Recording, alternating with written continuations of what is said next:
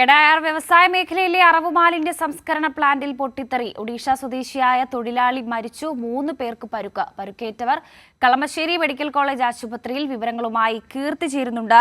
കീർത്തി, എപ്പോഴായിരുന്നു ഈ ഒരു സംഭവം ഉണ്ടായത്? മാത്രമല്ല, ഈ മാലിന്യ സംസ്കരണ പ്ലാന്റിൽ ഒരു പൊട്ടിത്തെറി ഉണ്ടായത് എങ്ങനെയാണ്?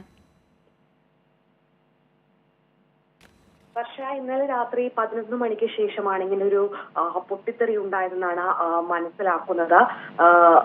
എടയാർ വ്യവസായ മേഖലയിലെ മാലിന്യ പ്ലാന്റിലാണ് പൊട്ടിത്തെറി ഉണ്ടായിരിക്കുന്നത്. പൊട്ടിത്തെറിയിൽ ഒരു മരണവും രേഖപ്പെടുത്തിയിട്ടുണ്ട്. ഒഡീഷ സ്വദേശിയായ തൊഴിലാളിയാണ് മരിച്ചത്. മറ്റ് 3 പേർക്ക് പരിക്കേറ്റിട്ടുണ്ട്. ഇവർ ആശുപത്രിയിൽ ചികിത്സയിൽ കഴിയുകയാണ്. കളമശ്ശേരി മെഡിക്കൽ കോളേജിലാണ് മറ്റ് 3 പേർ ചികിത്സയിൽ കഴിയുന്നത്. ഏതായാലും ഒരു പൊട്ടിത്തെറി തന്നെയാണ് ഉണ്ടായിരിക്കുന്നതെന്നാണ് ഇപ്പോൾ മനസ്സിലാക്കുന്നത്. നമുക്ക് പ്രാഥമികമായി ലഭിക്കുന്ന വിവരമനുസരിച്ച് ഗ്യാസ് സ്റ്റൗ പൊട്ടിത്തെറിച്ചാണ് ഇങ്ങനെ ഒരു അപകടം ഉണ്ടായതെന്നാണ് പ്രാഥമികമായി ലഭിക്കുന്ന വിവരങ്ങൾ. എന്നാൽ ഇതൊക്കെ സ്ഥിരീകരിക്കേണ്ടതുണ്ട്. എന്തായാലും ഇന്നലെ രാത്രി 11 മണിക്ക് ശേഷമാണ് ഇങ്ങനെയൊരു അപകടം നടന്നതെന്നാണ് കരുതുന്നത്.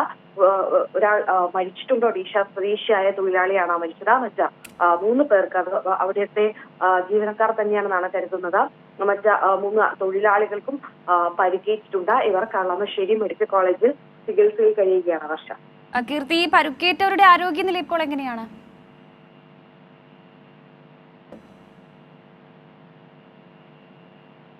പരിക്കേറ്റവരുടെ ആരോഗ്യനില തൃപ്തികരമാണെന്ന് തന്നെയാണ് കരുതുന്നത്. കൂടുതൽ വിവരങ്ങളൊക്കെ തന്നെ ലഭ്യമായി തുടങ്ങുന്നതേ ഉള്ളൂ. ഈ ഒരു പൊട്ടിത്തെറിയുടെ ആഴം തുടങ്ങിയ കാര്യങ്ങളൊക്കെ നമുക്ക് ദൃശ്യങ്ങളൊക്കെ തന്നെ നമുക്ക് ലഭ്യമായി തുടങ്ങുന്നതേ ഉള്ളൂ. കാരണം ഇന്നലെ രാത്രി 11 മണിക്ക് ശേഷമാണ് ഇങ്ങനെ ഒരു അപകടം സംഭവിക്കുന്നത്. അപകടത്തിൽ ഒരു മരണവും റിപ്പോർട്ട് ചെയ്തിട്ടുണ്ട്. ഒഡീഷ സ്വദേശിയായ തൊഴിലാളിയാണ് മരണം. നേരത്തെ സൂചിപ്പിച്ചതുപോലെ മറ്റ് 3 പേർക്കാണ് പരിക്കേറ്റിട്ടുള്ളത്. ഇവരിപ്പോൾ ആശുപത്രിയിൽ ചികിത്സയിൽ തുടരുകയാണ്. ശരി കീർത്തി, എടയാർ വ്യവസായ മേഖലയിലെ മാലിന്യ പ്ലാന്റിലാണ് ഇത്തരത്തിൽ ഒരു പൊട്ടിത്തെറി ഉണ്ടായിരിക്കുന്നത്. ഒരു മരണം രേഖപ്പെടുത്തിയിട്ടുണ്ട്. അതേസമയം ഈ പൊട്ടിത്തെറിയുടെ കാരണങ്ങൾ എന്താണ് എന്നുള്ള കാര്യങ്ങൾ ഇനിയും കൂടുതൽ വിവരങ്ങൾ ലഭിക്കേണ്ടതുണ്ട്.